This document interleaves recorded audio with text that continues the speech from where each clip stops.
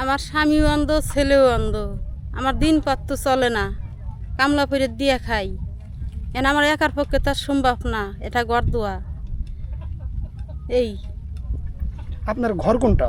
এই যে আমার ঘর দেখে যান, বৃষ্টি আসলেই আমরা সবাই এক জায়গায় বসে থাকি, কোনো জায়গায় খিদ্রি নাই, রোজায় পানি পড়ে। এই বেড়াগুলো দেখলেই তো প্রমাণ পান, দেখেনছে কেমন পানি যায়, বৃষ্টি যায়।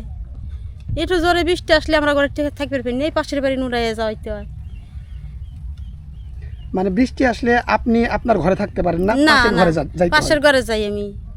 একটু দেখি আপনাদের ঘরটা, একটু দেখান তো আমাদের। দেখেন, আসেন দেখেন, ঘরটা দেখলেই বুঝবেন। আসেন, এই দেখেন পানি পড়ে, এই যে সব জায়গা দিয়ে পানি পড়ে। এই যে আমি আটকাইছি, তো আমার খিদি থাকে না, এই সব খালি পানি পড়ে, এন্দা সব পানি পড়ে। এই খরা সুবিধা যদি হয় তাহলে আমি দিনের বেলা একটু রাতের বেলায় থাকতে পারি, আর যদি রাত কিরে বৃষ্টি নামে তাহলে সব পাশের বাড়ি যাওয়া বসে থাকা নাগে।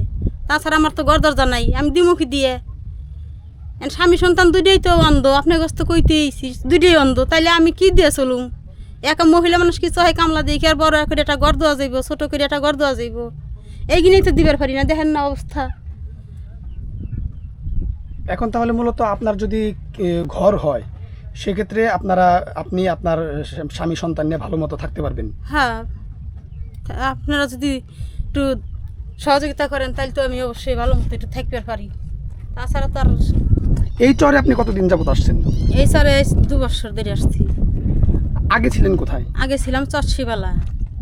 ওখান থেকে কি ভাঙন কবলিত হয়ে আসছেন? ভাঙুনি, হ্যাঁ ভাঙুনি, নদী ভাঙুনিতে আমরা এখানে আসছি। উনি আমার গ্রামের একজন বসতি, তো খুবই দরিদ্র ফ্যামিলি। ওনার স্বামীটাও অন্ধ, ছেলেটাও অন্ধ। তো ওনার ফ্যামিলি চালানো খুবই কষ্টকর। ওনার ইনকাম করার মতো কোনো লোক নাই। ওনার স্বামী সাহায্য সহযোগিতা যা পায় এগুলো দিয়েই সংসার চলে, খুবই কষ্টে চলে। যদি ওনাকে কোনো হৃদয়বান ব্যক্তি সাহায্য সহযোগিতা করে, উনি একটু ভালো মতো চলতে পারে, বা ওনার ছেলে স্বামী এদের চিকিৎসা করালেও হয়তো ভালো হতে পারে। এরকম টাকা পয়সা দিলে ভালো হয়। এটা কোন চরে? এটা গোয়ালন্দর চর। আমরা গোয়ালন্দর চরে বসবাস করি। আপনার নাম কি? আমার নাম মোহাম্মদ সাজিদুর রহমান।